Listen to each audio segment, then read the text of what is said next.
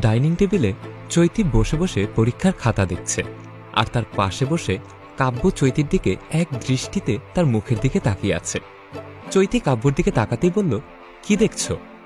কাব্য বলে, তুমি এত সুন্দর। চৈতি লজ্জা পেয়ে বলে, যা আন্দাজে। কাব্য বলে, মনে হয় সবসময় তোমার দিকেই তাকিয়ে থাকি, একটুও এদিক সেদিক করতে ইচ্ছে করে না। একটা কথা বলো তো, তুমি এত সুন্দর কেন? চৈতি বলে, এত মিথ্যা কথা বলো কেন?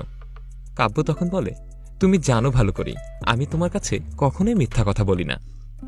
চৈতি তখন বলে, তোমার আর কোনো কথা নেই, খালি একটাই কথা পাইছো। কাব্য তখন চৈতির কাছে এসে তার কাঁধে নাক ঠেকিয়ে এক জোরে গ্রাণ নেয়, তারপর বলে উঠে, তোমার গন্ধে আমি মাতাল হলাম। চৈতি বলে, এখান থেকে সরে যাও, আমার খাতা দেখতে হবে। কাব্য বলে, শোনো, আমি বউ পাগল লোক, তোমাকে ছাড়া আমি কোথাও এক দণ্ডও থাকতে পারি না। এই দেখো, তুমি যখন থাকো না তোমার কাপড় শুকি। আর কথাটি শেষ না করতেই কাব্য আবার তার ঘাড়ের কাছে নাক লাগিয়ে শুকে বলে, আবারও মাতাল হলাম। এই কথা বলতেই চৈতি দাঁড়িয়ে পিঠে কয়েক ঘুষি মেরে বলে, বেরিয়ে যাও তো, তোমার থাকতে হবে না। কাব্য তখন অভিনয়ের সাথে রাগ করে বলে, আচ্ছা বের হয়ে যাচ্ছি, আর আসবো না, চলে গেলাম। কথাগুলো বলেই সে চলে গেল। চৈতির খাতা দেখা শেষ হতেই দেখল দুপুর হয়ে গেছে, তবুও কাব্যের আসার কোনো নাম নেই। সে চিন্তায় পড়ে গেল, তাকে ছাড়া যে মানুষটি এক বিন্দুও বাইরে থাকে না, সে এতক্ষণ হলো বাইরে কি করে থাকে? কাব্যকে ফোন করলে সেটাও কানেকশন পাচ্ছে না। আরও টেনশনে পড়ে গেল সে, কি করবে এবার চৈতি? ঘরের মধ্যে পায়চারি দিতে থাকে, আর একটু পরপর দরজা দিয়ে উকি মারে, কিন্তু সে কাব্যকে দেখতে পায় না। এভাবে করতে করতে রান্নাঘরে যেয়ে চৈতি রান্না করতে লাগলো। রান্না শেষ হলো, তবুও তার আসার কোনোই নাম নেই। এরপরে চৈতি কয়েক জায়গাতে ফোন করে, কেউই তাকে দেখেনি। বাধ্য হয়ে বাড়ি থেকে বের হয়ে রাস্তায় রাস্তায় মোড়ে খুঁজতে থাকে, কোথাওই কাব্যের দেখা নেই। সন্ধে হতে চলল, তাও দেখা নেই। চৈতি মনে করল কাব্য হয়তো তার বাড়িতে চলে গেছে।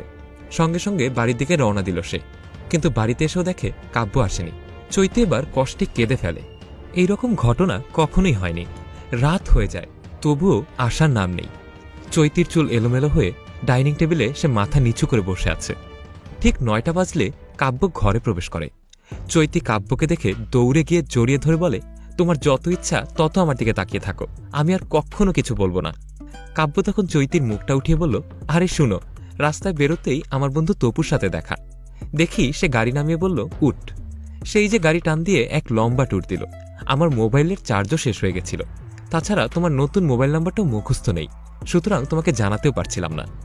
চৈতি তখন বলে উঠে, আর আমি একা একা ঘুরে ঘুরে সবকিছু খুঁজে বেড়াচ্ছি। আর তুমি? কাব্য তখন পকেট থেকে একটা সাদা মাস্ক বের করে বলল, মনে আছে বিয়ের আগে তোমার মুখ থেকেই মাস্ক জোর করে খুলে নিয়েছিলাম। এটা এখন সবসময় আমার কাছে থাকে, কারণ যখনই তোমার কথা মনে পড়ে তখনই নাকে দিয়ে তোমার মুখের ঘ্রাণ নেই, তখন আবারও মাতাল হই। চৈতি তখন আবারও বলে উঠল, যা আজাইরা। এভাবেই কাব্য চৈতিরা তাদের ভালোবাসার বাঁধনে তাদের নিজেদেরকে আবদ্ধ করে রেখেছে। এটার নামই বন্ধন, এটাই হৃদয়ের টান। ভিডিওটি ভালো লেগে থাকলে লাইক, কমেন্ট এবং শেয়ার করতে ভুলবেন না।